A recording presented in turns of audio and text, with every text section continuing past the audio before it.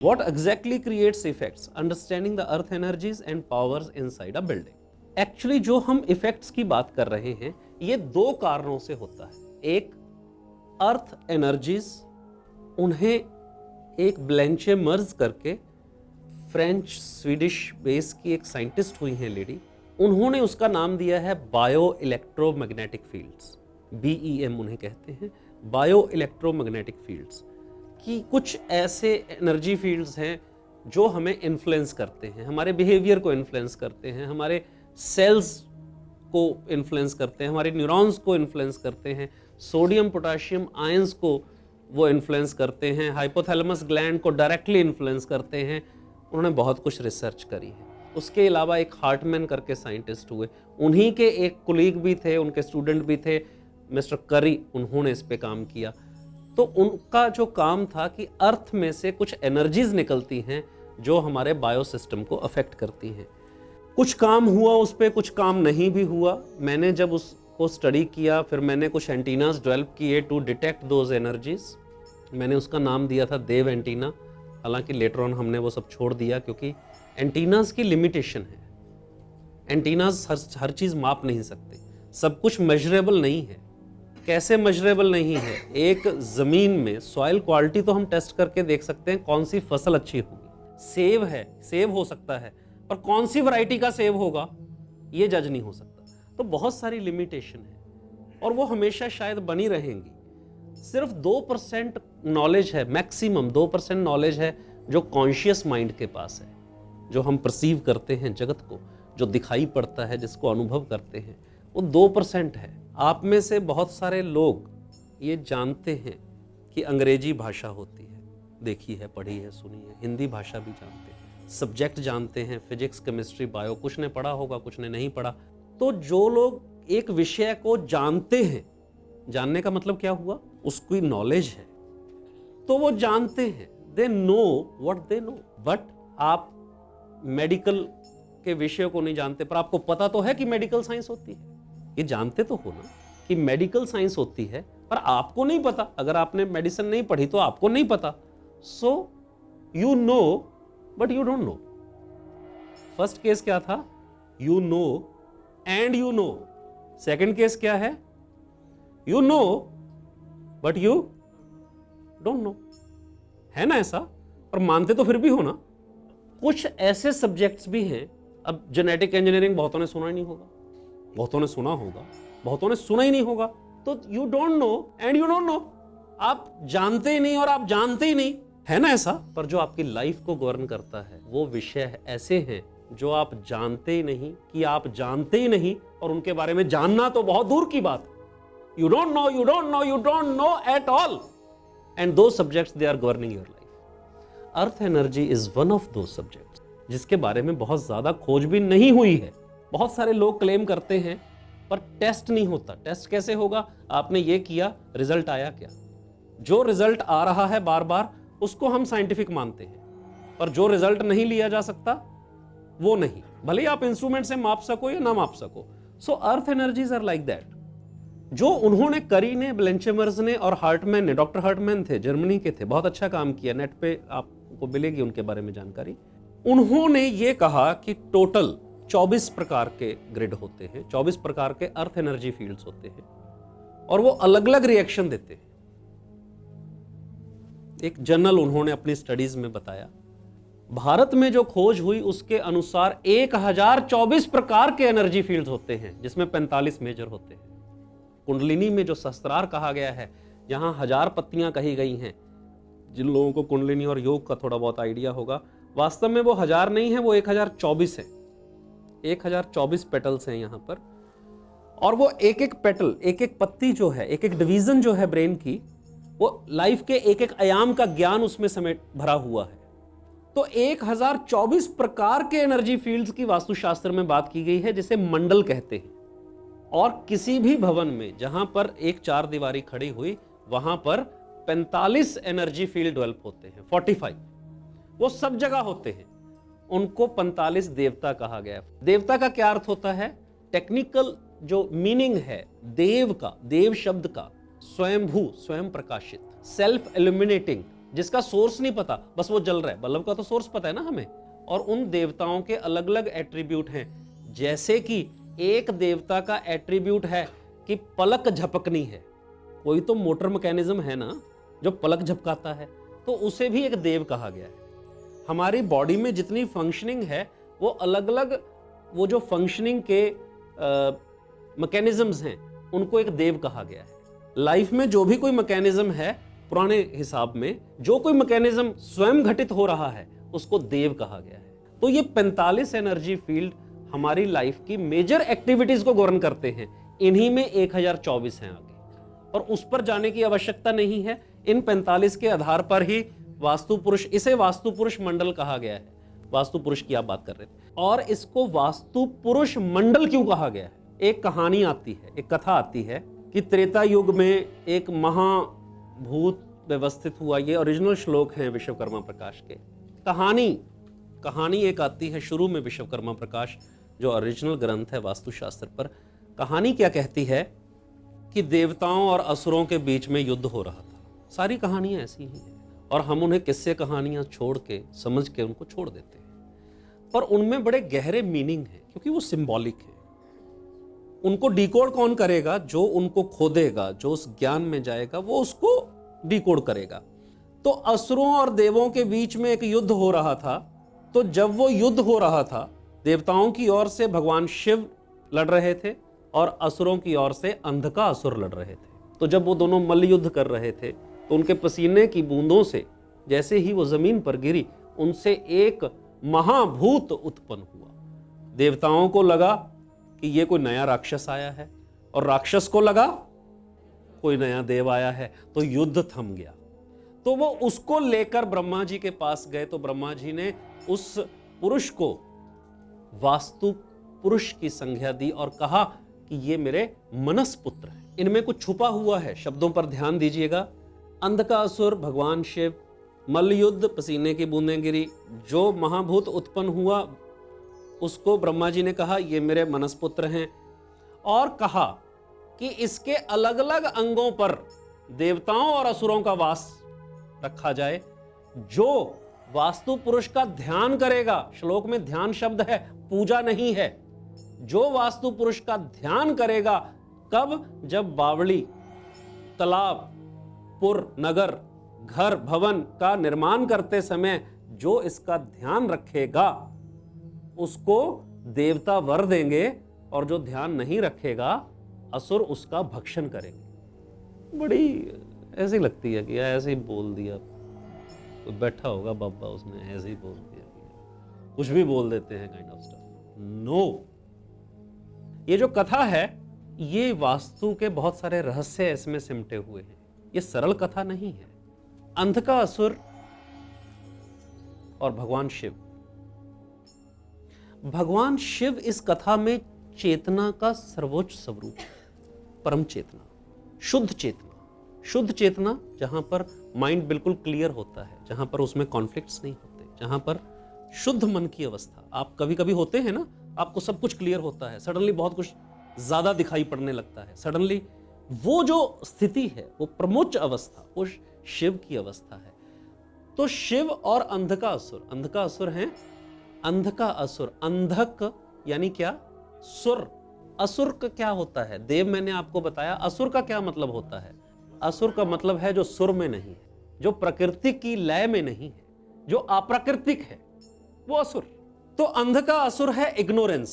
अंधक असुर, अंधक यानी darkness, blind, दिखाई नहीं दे रहा। तो जो वो कॉन्फ्लिक्ट है, वो जो दिखाई नहीं दे रहा है, और परम चेतना के बीच में हमेशा युद्ध होता रहता है। आपके अंदर वो युद्ध लगातार चलता है, प्रतीक्षण चलता है, रोज चलता है, सुबह चलता है, शाम को चलता है। ये उस युद्ध की बात हो रही है। ये त्रेता युग की नहीं, ये अभी की इसी क्षण की बात हो रही है। मैं जो कर रहा हूं क्या वो सही है? जो मैं कर रहा हूं वो गलत तो नहीं है? ये जो द्वंद्व है ये मल्लयुद्ध है। और उस द्वंद्व, उस मंथन से वो पसीने की बूंदें, यानी जो एफर्ट हुआ, उससे एक व्यवस्था का निर्माण होता है। जब आपके मन में एक प्लान क्लियर हो जाता है, आपके मन में एक प्लान क्लियर होता है कि अच्छा ये करना है, ये करना है, ये करना है, ये करना है, ये वो महाभूत है, वो जो प्लान आपके अंदर, उसको मनसपुत्र की संज्ञा दी। मनसपुत्र का मतलब क्या है? मन से प्रकट। तो वो जो व्यवस्था में जो व्यवस्था बनती है वो मन में ही तो बनती है ना। ये उस प्लानिंग की बात की गई है। असुर क्या है? डर असुर है, कॉन्फ्लिक्ट असुर है, कंफ्यूजन असुर है। देव क्या है? Insightful idea, creative idea. मैं ये करूं तो मुझे अच्छा लगेगा, ये देव भाव है। असुर भाव क्या है? अरे अगर ऐसा करेंगे तो ऐसा तो नहीं हो जाएगा। ये द्वंद्व हमेशा चल रहा है, परंतु जैसे ही वो एक व्यवस्था का निर्माण होता है तो ये द्वंद्व थम जाता है, क्योंकि आप एड्रेस कर लेते हो कि डर यहां, प्रज्ञा यहां। आपकी बात नहीं कर रहा, विजडम यहां पर। कौन सी चीज कहां पर अगर व्यवस्थित रहेगी तो डर की कोई बात नहीं है। जो इस व्यवस्था का ध्यान रखेगा, कब? जब भवन का निर्माण हो रहा है, पूजा नहीं, ध्यान रखेगा तो देवता उसको वरदान देंगे, नहीं तो असुर उसका। लॉजिक समझ में आया क्या है? अगर आप उन 45 पावर्स के एट्रीब्यूट्स को जान लोगे, अगर आपको पता है कहां पर कौन सा एनर्जी फील्ड डेवलप हो रहा है, और उसके अनुसार अगर आप व्यवस्था करेंगे तो रिजल्ट क्या होगा? सुखद होगा, फलदायी होगा, पॉजिटिव होगा, अच्छा होगा, और अबंडेंस वहां पर आएगी। वो यूनिवर्स से वेल कनेक्टेड होगा, वो ब्रह्म से कनेक्टेड होगा, वो क्रिएटर से कनेक्टेड होगा, तब वहां पर रिजल्ट आएंगे। और इसी परिकल्पना के आधार पर पुराने समय में, क्योंकि रिसोर्सेज सीमित थे बहुत पुराने प्राचीन समय में, तो मंदिरों का निर्माण किया गया। एक ऐसे भवन का निर्माण जहां पर व्यक्ति जाए और वो व्यवस्थित हो जाए। पुराने जमाने में एक टीवी आते थे, उसके कलर करेक्शन करने के लिए, देखे हैं बहुत लोगों ने, देखे होंगे। बहुत नई जनरेशन को अगर छोड़ दें अभी, तो वो टीवी के आगे एक मैग्नेटिक वो लगाते थे और उसके कलर करेक्ट करते थे, देखा था आपने? ठीक वैसे ही आपकी कॉन्शियसनेस का जो मॉडल है, जो आपके ब्रेन में वो सारी सेटिंग है, जो आपके अंदर सेटिंग है, उन एनर्जी फील्ड्स को ट्यून करने के लिए मंदिरों का निर्माण किया गया, ताकि आप क्षण भर के लिए वहां जाएं और आप वापस सिंक हो जाएं स्वयं के साथ, उस परमतत्व के साथ, और आपके भीतर वो अबंडेंस उतर आए, वो आपकी मान्यताएं पूरी हो जाए। लॉजिक क्लियर हुआ क्या था? आज हमें वही सारा लॉजिक घर में, दफ्तर में या फैक्ट्रियों में लगाना है। इन 45 शक्तियों को अगर हम देखते हैं तो जैसे ही फाउंडेशन डलती है, मैं पुरानी बिल्डिंग का उदाहरण लूंगा, क्योंकि आजकल पहले पिलर्स खड़े होते हैं, पहले स्ट्रक्चर बनता है, फिर दीवारें करी जाती हैं। इसको समझने की दृष्टि से ये मॉडल उठाना बहुत एडवाइजेबल नहीं है, क्योंकि कॉम्प्लेक्सिटीज उसमें ज़्यादा हैं। पुराने समय में जैसे घर बनते थे, पहले फाउंडेशन खोद दी और फिर दीवारें खड़ी की, फिर छत डाल दी, फिर उसके ऊपर दीवारें गई। हम उस मॉडल में इसको समझेंगे तो थोड़ा आसानी पड़ेगी, थोड़ा आसान रहेगा। समझने की बात ही है, क्योंकि काम तो हमने बाद में डेवलप्ड फील्ड के साथ ही करना है। वो तो जो होने हैं डेवलप, वो तो एक एनक्लोज स्पेस में हो ही जाने हैं। तो जैसे ही फाउंडेशन लेवल क्रिएट होता है तो एक स्पेस क्रिएट होना शुरू होता है। उसके ठीक सेंटर में गोल्डन कलर का एक जैसे पौधा लग रहा है, ऐसे एक एनर्जी फील्ड डेवलप होना शुरू होता है। जैसे जैसे फाउंडेशन खोदी, दीवारें खड़ी होनी शुरू हुई, ठीक उसके सेंटर में गोल्डन कलर का एक फील्ड क्रिएट होता है।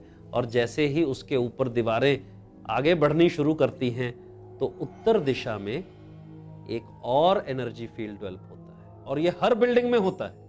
ये स्टेप बाय स्टेप सारे फील्ड डेवलप होते हैं। 45 पावर्स ऑफ एल्केमी अपनी एक बुक है, वैसे आपके मैनुअल में भी होगा ये। उस बुक को डिटेल वर्णन के लिए पढ़ सकते हैं, हिंदी और इंग्लिश में, 45 पावर्स कैसे पैदा होती हैं। तो ये पावर ऑफ मैनिफेस्टेशन नॉर्थ में, ईस्ट में आयरमा, इसके फंक्शनिंग है कुछ, ये संसार से जोड़ने का देवता है, कनेक्टर।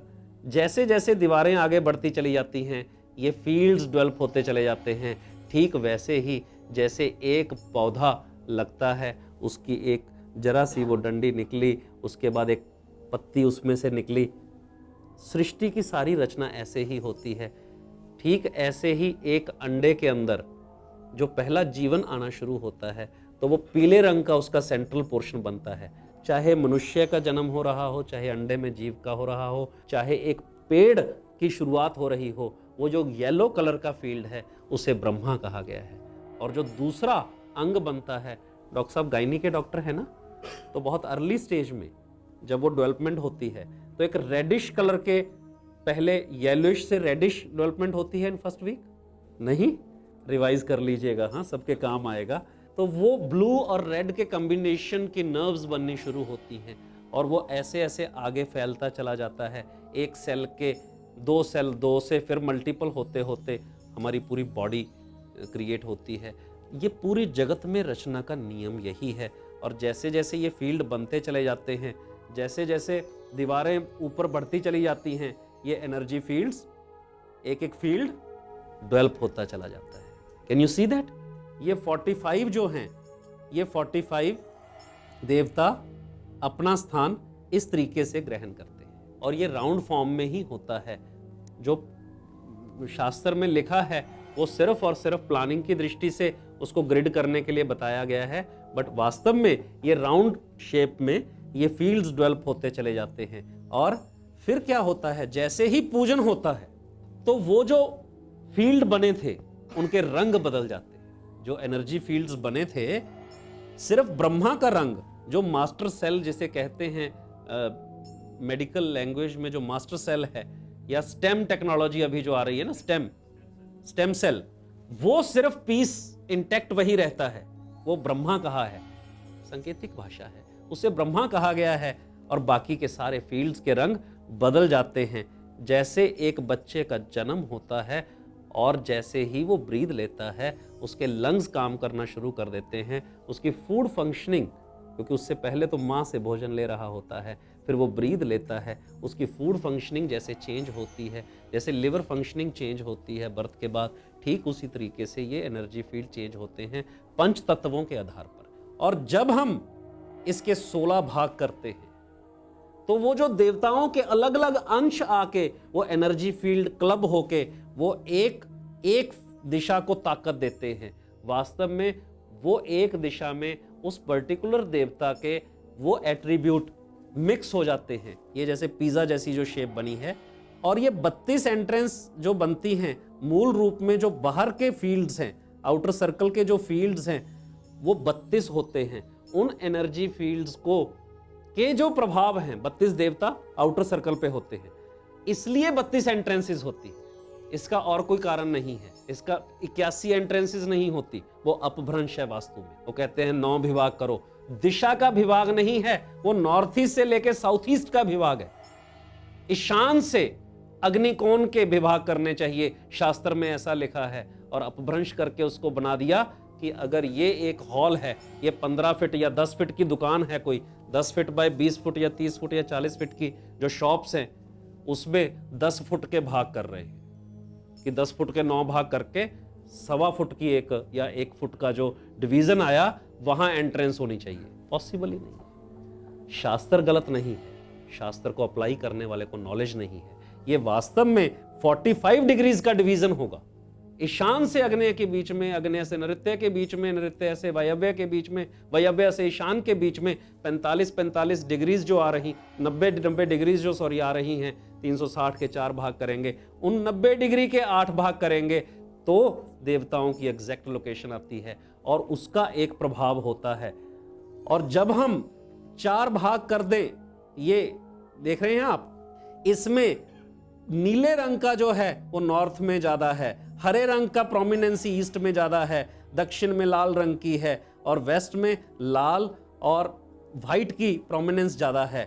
अगर आप इस तरीके से इसको देखेंगे, इससे प्रूव होता है जो अलग अलग दिशाओं में अलग अलग तत्वों का वर्णन किया गया है, वो क्यों किया गया है?